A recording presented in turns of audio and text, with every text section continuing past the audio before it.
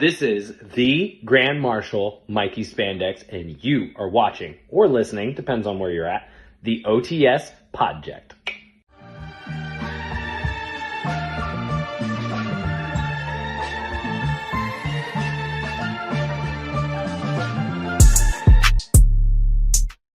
Ladies and gentlemen, welcome back to the OTS Project with episode 10. We finally made it to 10 episodes. Theo, what's going on, my boy? The Ty Dillinger episode is here. Oh, Jesus. Number 10. Yep. NXT North American Champion Ty Dillinger. NXT North America. That's great. It's good stuff. So what's going on with you this week? What has been going on this week? I have been reading. I've been working out, all my usual stuff.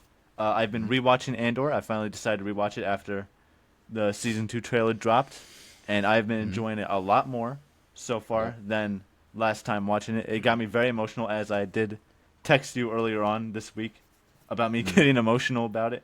But yeah, so far it's pretty good. I'm going to the Ren Fair tomorrow officially, so There you go. expect to see pictures of that Hell on yeah. my Twitter. Nice. On my end, nothing too crazy. As we're recording, the early access of 2K came out, so I haven't played too much. I played a little bit last night. I was telling you I kind of got sick last night, so I didn't play too much. But once we're done recording and once I get this episode up, you best believe my ass will be on 2K for the rest of the day. Other than that, yeah, not anything too much. Random tidbit. I don't know. Do you know who Mikey Madison is? She's an actress. It sounds familiar. So she just won Oscar for Best Actress this past weekend for this movie Nora, which I haven't seen, but I remember when the trailer was coming out, I watched it and it was like a movie I wanted to see. I just never got a chance to like get to the theater, so I plan when it comes to streaming to watch it.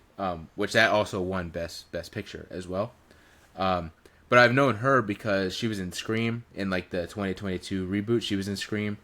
She was in Once Upon a Time in Hollywood as one of the Manson girls. So I've kind of been following her career a little bit. I thought she was always a very good actor within the roles that I've seen her in. So I was like, well, she hasn't done too much, so I wanted to like watch something that she was in. So I'm like, okay, what can I watch that she was in? And so the thing I saw that I hadn't already seen was she was in this show from like when she was like 16 to when she was like 20 or something like that. She was in this show called Better Things that was on FX. So it's on like Hulu / Disney Plus because they did like the conversion thing. So I was like, I'll check that out. So I'm not gonna lie, I've been watching the shit out of that show. That show is pretty good. It's about, she's not the main character. It's about this woman who's like a actress and whatnot, and she's kind of older. She's in like her 40s and 50s, and she's basically got 3 girls that she's raising by herself. And so the whole story of the show is her trying to juggle finding jobs and booking jobs while dealing with 3 kids that are kind of assholes while dealing with a love life. Like that's kind of, it's like a 30-minute comedy, but it's got kind of some depth to it. And they have like 5 seasons. I'm already on season 4. There's only like 10 episodes in a season, so it's not like this crazy watch. So I've just been flying through that. I've been enjoying that. Mikey Madison's great in it. The main character, she's great in it. I just think it's a good show that, honestly, if Mikey Madison wasn't in it, I would have never even like touched this show. But since she was in it, I touched it. I'm like, oh, this show is awesome. This is a great show. It's very funny, very, very, I don't want to say emotional, but very like in depth and has many layers to it. So that's kind of what I've been doing, is just kind of watching that show the past week. Right. Cool beans. Yes, sir. So we got some news here. Not a ton of news like last week. Last week was crazy. I looked last week with the news. I looked down at the timer when we were done talking about the news, and we were already like 30 minutes in. So I was like, "Oh my!" So we have some news, but we don't have a crazy amount of news. But we did. Let me switch my thing here so I can read it off. We did get the official DLC list for 2K. Like I said, 2K is kind of out in early release, and I think what was it, like 2 days before yesterday, it came out on Wednesday or something like that, the full list. So I have the full list here. I think this is a great DLC kind of list. I know a lot of people I've seen were kind of complaining that there's like a lack of kind of NXT people, and I understand that, but part of me doesn't care that much because I'm like, look at who we did get. But also, I also realize like I don't think people understand, like there has to be new people next year as well that they put in the game. You know, if they put everybody in the game and in DLC this year.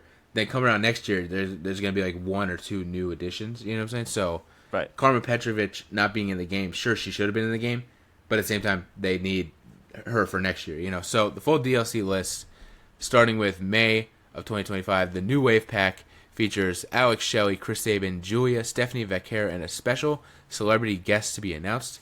This off rip, you could probably already tell. This is the pack I'm most excited for. This is the best pack. This is the best pack Right, for for sure. I mean, you got one of the best tag teams. Right. Great NXT talent. I'm glad that it's the first one. I don't have to wait until like November to play as Motor City or anything like that. So yeah, this is definitely the best pack, and I'm glad it's the first one. Special celebrity guest. I'm not sure who that is, but Theo may have been right when we did our DLC prediction that there is a good amount of celebrities because 1, 2, there's at least 2 plus 2. Another one that has 3 NBA players in it. So there's like a good amount of celebrity people in there. So first pack, like I said, Alex Shelley, Chris Sabin, Julia, Stephanie Vaquer, and a special guest celebrity. Yeah, this is the best pack to me.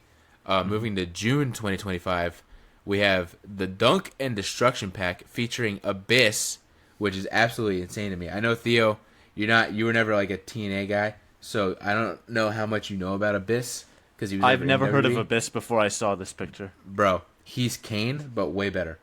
That's literally all I could say. He's Kane but way better. I'll have to send you like some links so you can at least just see what he's about.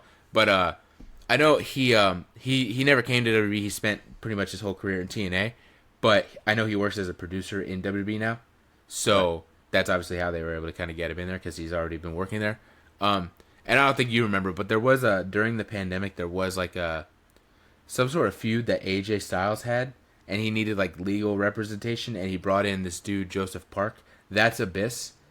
It was like a different gimmick he kind of did in TNA towards the end, and so technically he was kind of in WWE, and like it was almost like a glorified extra role. But yeah, long story short, I'll send you some links on Abyss because he's literally like Kane but way fucking cooler, bro. So the fact that he is in the game has me super excited. The Great Khali, this one I'm not not as excited for. I don't hate it, but Great Khali's he's very limited, on what he does. So him being in the game is kind of hit or miss for me. And then 3 NBA stars to be announced. I don't think anybody really cares too much about this, but I did see a lot of people complaining that, like, the big complaint about this that I saw was people going, they have their own game, why are they in this one?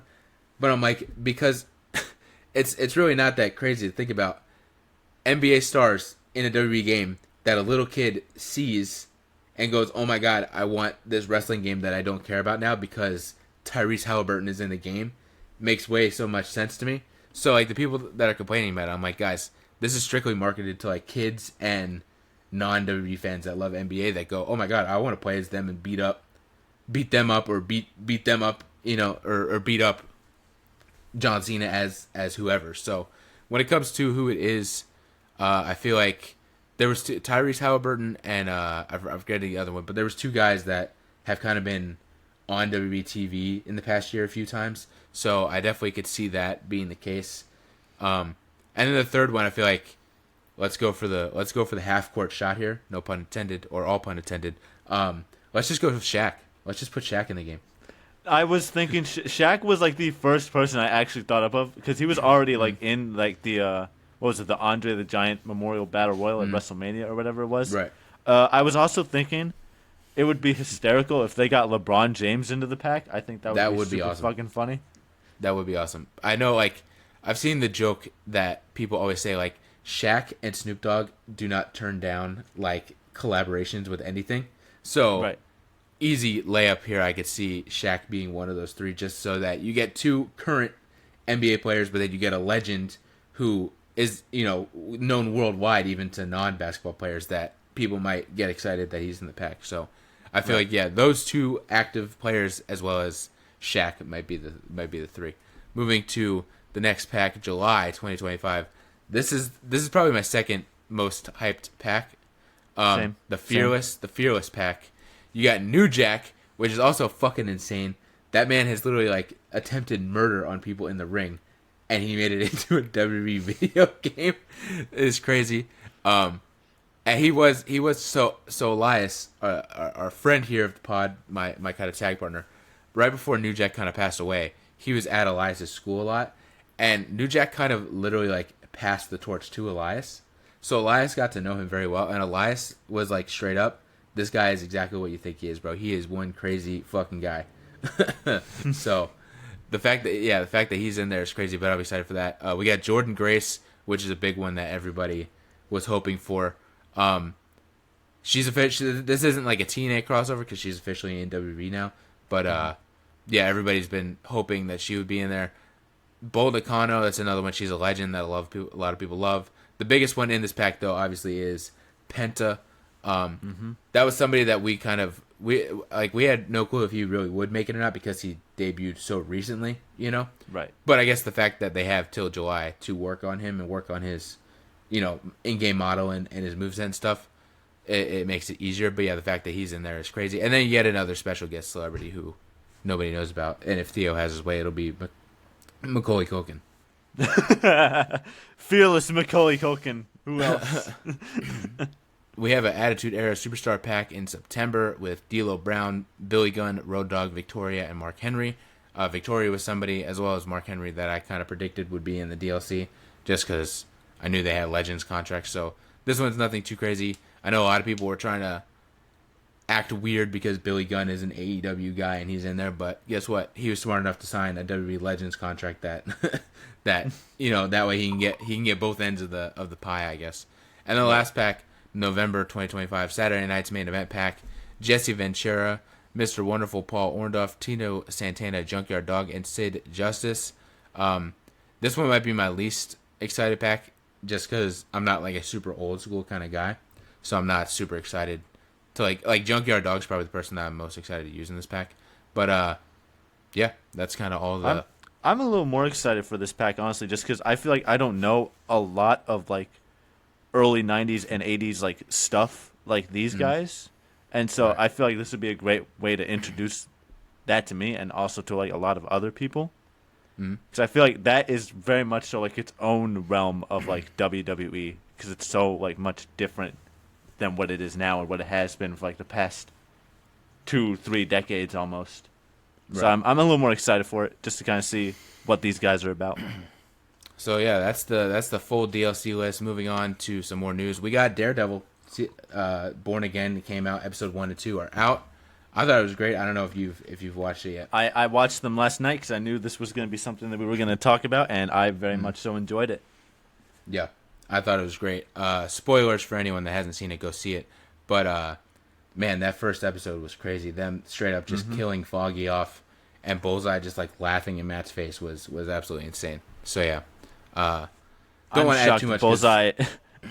I'm shocked he still lived after that, bro. That shit was fucking insane. Hey, man, that boy's built different. I'll tell you that much. He's built different for sure. So I don't want to go too much because we only did get the first 2 episodes. But yeah, moving on. We got the official Japan panels for Star Wars Celebration this year, which is I think in April. It's not too far off. 3 big panels. We got Mando and Grogu panel, Ahsoka and Andor. I only noted these because I feel like Andor's not too big because the season I think will be coming out like a day or 2 before that, so we're not getting any big news. But when it comes to the other 2, I fully expect the Mando and Grogu panel is obviously the biggest panel of the weekend, and I fully expect them to drop a trailer. I know they normally show trailers, but in this case I feel like they'll show the trailer to the panel, but they'll also drop it online at the same time. Right. I know they've been done filming at least for a while, so they probably have had enough time to cook up a trailer. And with Ahsoka Season 2, they haven't started filming yet from what I believe, so there's not going to be some sort of trailer, but maybe we'll get some casting news on new characters that are coming into the season or something like that. So, yeah, I'm excited for Celebration. I always enjoy it. I always watch the live stream and stuff. So, yeah, that'll be fun. Moving to, I noted here, it just says GTA trailer. This is something I literally just saw before we hopped on. I normally wouldn't, dive in. I wouldn't note this as news of like speculation on when the next GTA 6 trailer is going to come out. But GTA 5 O'Clock, which is a GTA kind of countdown podcast that I listened to when GTA 5 was coming out, and now they're back doing it for GTA 6. They're pretty like legitimate guys, and they noted that they got tipped off, I guess, by a legitimate person that the next trailer is supposed to be in April. And like I said, I normally wouldn't even talk about this, but they don't seem like guys that are kind of like, they're not doing stuff for like the bit. They're not trolling people. They're not like rage baiting people. So again, take it with a grain of salt. But I do feel like it's more serious than some other stuff. I feel like if they say it, if they feel it, then it's kind of true. You know what I'm saying? Or at least it's more true. So hopefully get that GTA 6 trailer number 2 in April. It's been literally like a year and some change at this point since we got the original trailer. So the game's supposed to come out this year. I know that Take-Two did say that, you know, Rockstar is still on track to release it this year. So obviously, if that's the plan, we're cutting it close. They need to start promoting this game, you know. So Right. yeah, hopefully we do get the trailer in April. And my last little piece of news here, I just saw Saturday night's main event in May is officially coming to Tampa, Florida, which is not big groundbreaking news for anybody, but it kind of is for us because we live in Tampa, Florida. So Yeah. it's kind of big for us. So me and Theo might look into maybe some tickets. Might see. I know they announced that John Cena is going to be there, so that makes it even bigger. That makes me actually want to go, whereas Right. before I would have just went for fun. So yeah, I'm excited to see. Maybe we'll get some tickets. Maybe we'll go see the new WWE champion John Cena in action or something like that. You know, after WrestleMania. So that's all the news I got. Theo, anything else you want to add before we move on to our topic? No. I mean, I think it'd be pretty dope to go to Saturday night main event. I think it's got a pretty fun vibe to it. I feel like I'd enjoy it. For sure. Any other news you want to add though? Anything else? News? I'm having a kid. No. Oh shit. Heyo. All right. So our topic this week is kind of in light of 2K coming out this week, but I didn't want to. We've already done the whole just WWE and wrestling video games, so I wanted to do just in general our top 5 video games. This is a topic that me and Theo have discussed for goddamn years and years since we were little kids. We would always. I feel like it always kind of stays the same, but it also kind of switches up a little bit, you know. So I have a ton of honorable mentions that I just want to rifle off real quick. I have a good few as well, yeah. So my honorable mentions, I got Red Dead Redemption 2, Arkham Knight, which is a game that I didn't play as a kid. That was a game I played like a year ago, and I just got super invested in and really, really loved. RDR 2, obviously, is one of the greatest games of all time. Roller Coaster Tycoon 3, I don't know how many people got that on their list or their honorable mentions, but Not many. that's a game I just grew up with and really loved, just building theme parks and stuff. Shenmue 2, that's a wild one. Most people probably have no clue what that is, but it was kind of this. I don't want to say open world, but you've played it. It's not like open world, but it is kind of like a free roam-esque, like kind of drama within like Hong Kong or something like that. It's a game that me and my sister kind of grew up on. Jedi Fallen Order, love that game. I've played that game a few times. I think it's got an incredible story. The original Battlefront 2, I just have so many great nostalgic childhood memories with that one, as well as the more recent Battlefront 2. That's more of a you and me have a bunch of great memories together just playing that game. Me spamming greetings, Exalted One, before the match can even start. And my last one on here, which is wild. In my wrestling games kind of top 5, 2K19 is my number 1. But I'm kind of looking at this list as more nostalgic and stuff like that. So I have kind of something else on my list related to wrestling on there. So yeah, WWE 2K19, that is like one of my favorites. So I put that also in my honorable mentions.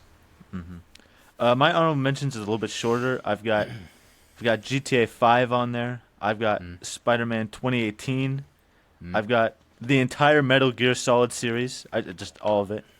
I have the newer Star Wars Battlefront 2 on there just because for the same reason we have a lot of memories. We played that game a good bit. The Super Smash Brothers series I've got on there, and everyone's favorite Wii Sports. Ayo. Wii gotta Sports get or Wii Wii Sports Sports on. Resort? Which one?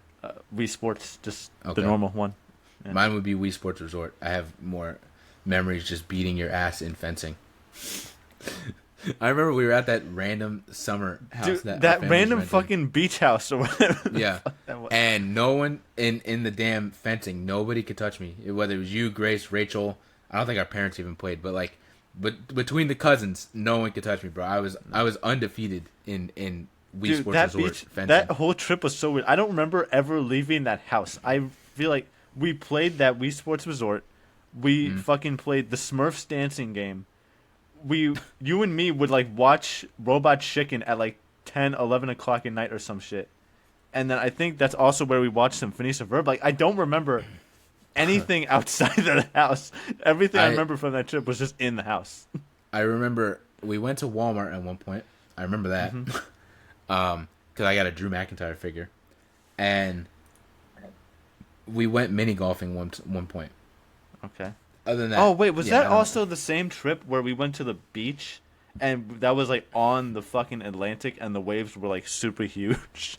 And probably, I'm more than sure. Okay. But yeah. So moving on to the actual list, I'll start off here. My number 5. Yeah, people already turned off. They're talking about the beach house. I don't give a fuck about the beach 2009. house. Yeah. So my number 5 here is kind of a general one because I really couldn't pick when it comes to having to pick one. It is the SmackDown / the SmackDown vs. Raw series, just basically any of those wrestling games on the PS2. Yeah, I couldn't pick because I just love all of them so much, and I kind of love all of them equally. Just that's all I did as a kid was play with my wrestling figures and play either a SmackDown game or a SmackDown vs. Raw game. So yeah, that's my number 5. I have way too many memories with all those games to just pick one. Yeah, I mean, they're all pretty good. I mean, I'm more preferential to 2009 because that's just the one that I did grow up with. But I feel like they're all pretty classic. I remember waking up on Christmas and unwrapping 2009. Like, I remember seeing, like, I feel like as a kid, once you get a little older, you can tell it's either a DVD or a video game. You know what I'm saying? Right. You can tell the box. Yeah. And so I remember opening it, and I saw Triple H and Shawn Michaels on the cover. And I think I told this story in one of our 2K episodes. Like, I remember my parents were like, all right, it's time to clean up and clean the house and get ready for everyone to come over. And I was like, no, I got to go play SmackDown vs. Raw. I made sure I got at least one match in as Paul London and Brian Kendrick, and then I shut off the Xbox and I went to clean. And that was good. My number 5 is going to be God of War 2018. This, Okay. Right. I think I've told you this before. This Triple is like H Simulator. Triple A, yeah, pretty much. This is like objectively probably one of the greatest video games I've ever played. There is nothing negative I could possibly say about this game. Everything about it is fucking incredible. The story, the characters, the music, the fucking art design to it, the fucking gameplay, everything. It all works so well, and it is all very engaging, and it keeps you interested the entire time. I was never even like a big I've never even played a God of War game before this one. I never even considered it. But I picked this one up because I heard good things about it, and it was like free with the PS5 like collection thing, or whatever. And I am very glad I did because that was still to this day one of my favorite gaming experiences. Just quality from cover to cover with that game. Very good stuff. Yeah, it's cool. I mean, I've never played it. I haven't played any of the God of Wars, but I have heard that one in particular is, I mean, just like revolution. Didn't it win Game of the Year that year as well? It won Game As of the well Year, as, and like, when it won Performance Game of the Year, or whatever. It was also in competition with like Spider-Man, and at the time I didn't get it because I was like I loved like the Spider-Man game at the time. I was like, how did it beat Spider-Man? Spider-Man was actually like Game of the Year, and then I went and played it. I'm like, okay, yeah, that makes sense. Like it makes sense now. It deserved that win. Yeah, for sure. So my number 4 is Spider-Man. Yeah, the 2018 Spider-Man PS4. I just love this game. I've grown up playing certain Spider-Man games, whether it was the Raimi Spider-Man games or the Amazing Spider-Man games or Friend or Foe or whatever. Kind of grew up playing them, but this one by far is my favorite. I just remember the hype surrounding it because it just looked so good. But yeah, I just think incredible story. That story broke me at the end. Every time if I watch those cutscenes again, I'm all messed up. So yeah, that's my number 4, Spider-Man PS4. There aren't many games in which I will stay up to midnight to play, but I made sure to stay up to midnight to play that one in particular, and I'm glad I did. That's like my number 6, honestly. If I had a number 6, it would probably be that game. That story was incredible. I think it's just the best superhero game of all time. Yeah, I would agree. For sure. My number 4 is going to be Red Dead Redemption 2. I deadass think this is the greatest story in any video game that's ever existed. It is so emotional, so well done. Rockstar hit it out the park. I don't know how. Not only how they're going to top GTA 5, I don't know how they're going to top this with GTA Right. 6 in terms of their like story mode at least, because this had all the emotion, it had all the character work, it had all the amazing performances from all the actors in it. And I mean, even like the gameplay too was incredible. I love cowboy stuff. I said this last week. I'm going to say it this week. I love cowboy stuff like this. So obviously, there's a little more bias to it, but very enjoyable stuff. Rockstar really hit it out the park with this game. A sequel that honestly didn't even really need to be made, but exceeded its predecessor by a good bit. Yeah, that's a top tier game for sure. One of the greatest games ever made. I don't have to add too much. It's one of the best. My number 3 is a little bit of a curveball. I'm going Sims 3. This is a game I also just grew up playing. I remember the night that I got it. This is when you still had to. I don't know if you had to, but this is when you still could get a PC game on a disc. You know what I'm saying? Right. I dragged my parents to GameStop to get me Sims 3 on PC. And I remember the night that I got it. This is like 2008. I put it in, installed it. Like we were at the mall in Tampa or whatever, and so we didn't end up getting home until like 7 or 8 o'clock at night. But I was like, I have to play this game. But then it took God knows how long to install and everything like that. So I was like, all right, I have school tomorrow, but I'll play for like an hour and then I'll go to bed. Yeah, that didn't happen. I got so sucked into this game that I remember it was like 9 o'clock when I started playing, and I looked down at the clock and it was 7 in the morning. I stayed up. One of my first all-nighters was just staying up because I just got so lost in Sims 3. It's just a great game in general. It's better than Sims 4, I think, which is sad because Sims 4 is kind of like a downgrade compared to Sims 3. But yeah, I still have like all the expansion packs for it, things like that. Just overall, I just love that game so much. It's a great game. No, I know you've been a big Sims fan for pretty much the entire time I've really kind of known you. Very fun series. I've obviously played a lot more of 4 than I did of 3, but I mean, when you get like a simulation game like that where you can pretty much just do anything and live any kind of life you want, it's very interesting and engaging for sure, and you could do a lot of different stuff with that. For sure. Yeah, top tier. My number 3 is going to be Lego Star Wars: The Complete Saga. Hell This yeah. this game will live on my list in my top 5 until the day I die, no matter what I play. That's another This is the honorable game- mention for me that I forgot. This is sure. this was my favorite game of all time for a good like 10 years running. Even after like GTA 5 and shit came out, I was like, I think Lego Star Wars is just a little bit better. I don't know. Right. And a little bit better.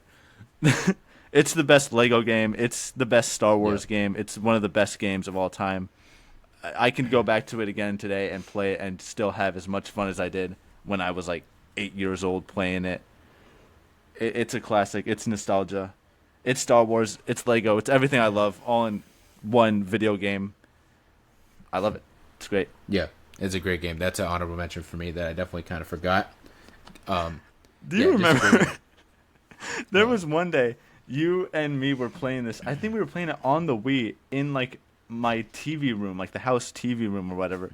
And we were on like the level in the Death Star, and we were stuck for like 30 minutes on a simple puzzle in one of I the don't Death remember this Star at rooms. That's crazy. I It don't was remember that so at all. stupid. But I will say, even as an adult, there are a few times in those Lego games where I still get stuck. Like, there are still times where it'll be right in front of your face, and you still will sit there for 20 minutes being like, where the hell am I supposed to go? What am I supposed to hit? So, yeah, those games are made for kids, but they stifle even adults sometimes, for sure. But yeah, that's a great game. In general, I'll say I played like the first one more than anything with the prequels. Yeah. Because that was just my favorite. That's my favorite Star Wars in general. But that was the first one that came out. But playing both in general is just great. The second one's also just as good. I think I got the second one for Christmas one year when it came out. So, but yeah, playing the complete saga, having both of them at your disposal, just makes so much sense. Yeah, great game. My number 2, it's a big one.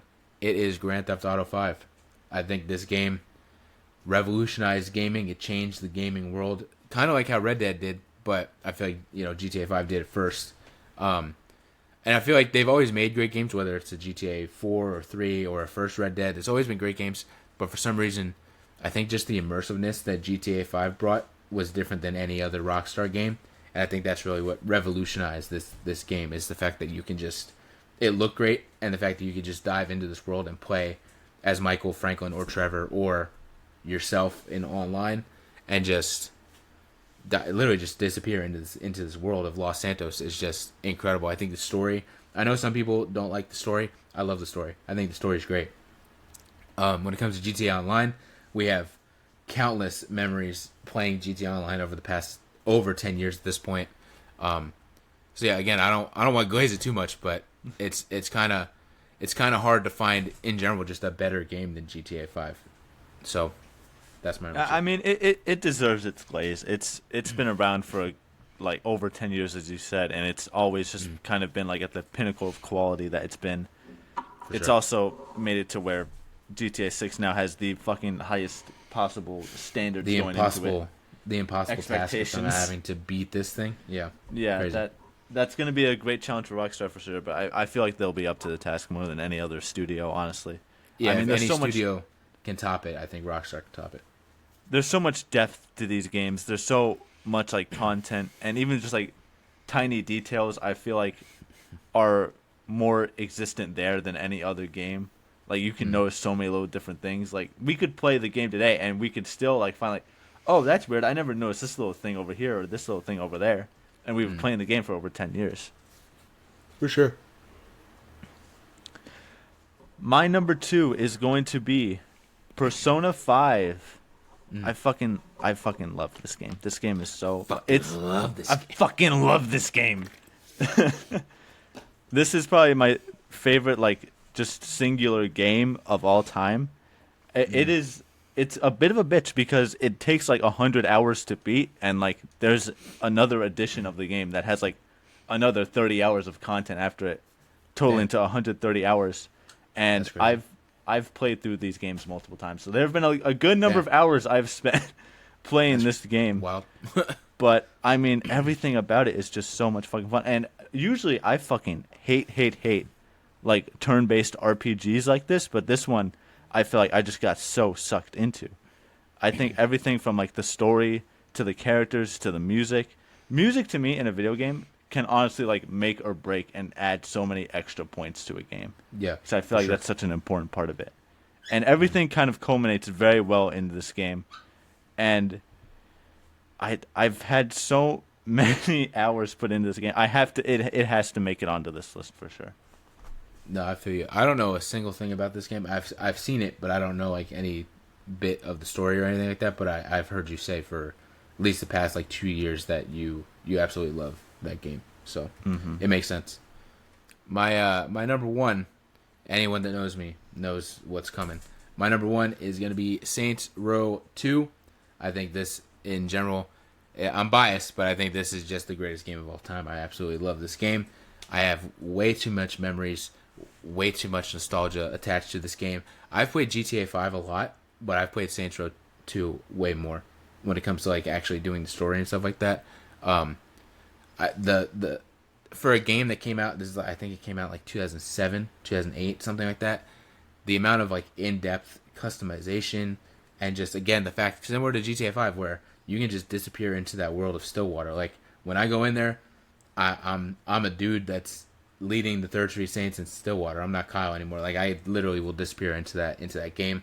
I think the story is great. I love how there's different gangs that you have to take down one at a time. That ultimately culminates with you having to take down the ultimate gang in Ultor Corp. So yeah, again, I could sit here for an hour and make a whole episode in itself just talking about Saints Row 2, but I'll keep it short. I just absolutely love this game. I think it's the best game ever. No, definitely. I would almost say that's another honorable mention of mine, honestly, and I've only really played it like once or twice. There's just a lot of good quality of that game. So much fun to be had in that game, even when you're not like focusing on the story missions, which are very, very fun and engaging. It's a very good story. You're like running off and doing other like goofy stuff, like just blowing up all the cars you can for extra points, or getting hit by as many cars for extra points.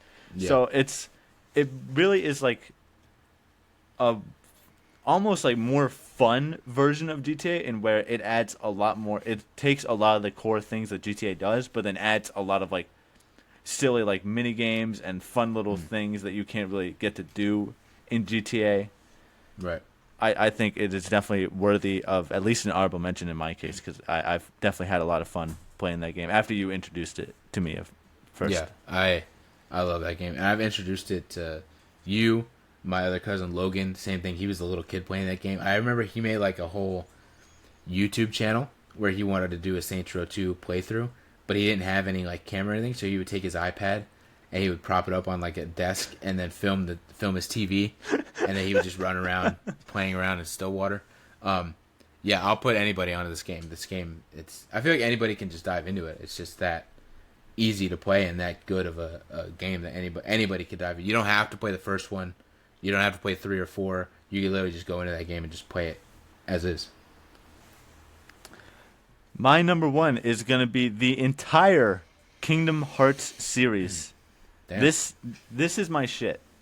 This is my fucking shit right here. First things first, if you have an opinion on any other game series having better music than this one, fucking fight me in the streets, bro. I am ready to throw down with you any fucking time.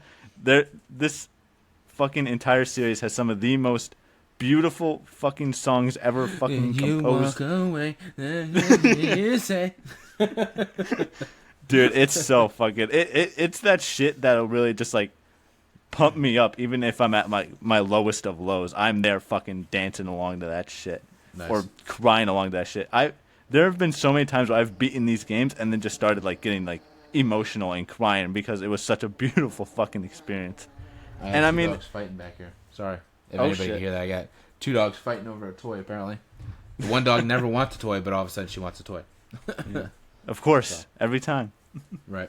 Sorry about that. But I mean, even in just like the simplest of concepts, I think it's a really genius idea to kind of just take like, what if we had these like Final Fantasy-esque characters go into Disney worlds and stuff like that? I feel like it's something that's very easy for anybody to kind of get into, but then it also comes with the difficulty of the fucking lore being so goddamn complicated that even someone like me, who has played almost every single game, will still just be like, I don't know, shit just kind of happens. It's whatever. But, I mean, you're not really playing these for the stories. You're playing it because it's just fun gameplay. You're playing it for the Disney characters. You're playing it because the music is fucking keeping you along and is just pulling all your fucking heartstrings. I love this shit so much. This is my fucking favorite game series. I think I low-key may have introduced you to Kingdom Hearts because I have You did. Game. This is the crazy thing. You did. Yeah. Okay. So I have the first game on the PS2. I haven't played it. Yeah. Well, I don't want to say I haven't played it. He invited me over to his house, and he was like, you should play Kingdom Hearts. I was like, okay. And then I picked it up randomly. I played it for maybe like 30 minutes. I was like, yeah, that was all right. And then I think like a year or 2 later, I was just like, you know what, maybe I'll get into it. Maybe I'll get in it. And then it just fucking barrel rolled from there. Yeah. I mean, I don't want to say I didn't play it, but I got like a few kind of missions in. Like I got a few quests in. And then like I kind of stopped. And then I think I was like, I'll let Theo try this. He'll probably like it. And then you played it. But so yeah, I don't have a ton of Kingdom Hearts reference. I don't have like a bunch of lore myself with Kingdom Hearts, but I know how big it is. I've had many friends over the years that have obsessed with Kingdom Hearts and have loved it. It is kind of a wild concept when you think about it, because it's not something you would think Disney would do. So I don't know who like gave it the green light, but shout out to whoever did, because yeah, it doesn't really seem like something Disney would like approve. You know what I'm saying? They'd be like, it seems kind of not our IP. It's not really our demographic. But yeah, the fact that they did it is incredible. Yeah, I mean, I love Disney, so it always appealed to me seeing the Disney characters run around and stuff like that. But yeah, I don't have too much personal lore with it myself, but I understand how big those games are and how much of a fan base they have for sure. That's always one of the biggest problems with Kingdom Hearts, I feel like, is because of the licensing, you don't really see too much of it anywhere. Because it's like both Disney and Square Enix, and they're always kind of fighting each other on like who really has the rights to shit. Because it's a bunch of Disney characters, but it's also like Square Enix made the shit, so it's like right. I know at Disneyland every once in a while they have like special ticketed events like for certain things, and I know sometimes they bring out like Sora. Like sometimes they legitimately bring out Sora or Mickey with his Keyblade or something like that. Like I know I've seen Sora as like a character in the parks for special events, but I've seen Mickey, Donald, and Goofy in like their Kingdom Hearts outfits as well. Yeah. that's about the only Kingdom Hearts stuff I ever see other than the actual game itself, and that happens once a year. You know, what I'm saying, if that. So yeah, it's definitely weird because it has such a giant fan base. You would think they'd want to capitalize on as much as they could. That was really one of the biggest things with Sora getting added to Super Smash Brothers because of that difficulty of like licensing and rights issues and shit like that. But when he did get it, I did fucking start crying because I was like, it's my fucking boy. I saw for some reason it, like a bunch of reactions to Sora popped up on my TikTok the other day on my For You page. Yeah, people were freaking out over that, but that's our list. This is kind of a shorter episode, not even an hour, but it's all good. It's all good. That's our list. If anybody's watching and listening, make sure to comment what your list is, or at least what your number one is. We want to hear about it. We want to start a conversation about it. Or comment if maybe one of ours is on your list, something like that. Let's get some conversation going in those comments. We want to shout out the WNRN for being our podcast hosts. We love those guys, especially Jesse over there. Does a bunch of design work for us and stuff like that. You can find me at OTS Bridger on everything, and Theo at OTS Bebop on X. And other than that, yeah, I guess we'll see y'all next week. Thanks for watching. Yeah, see ya.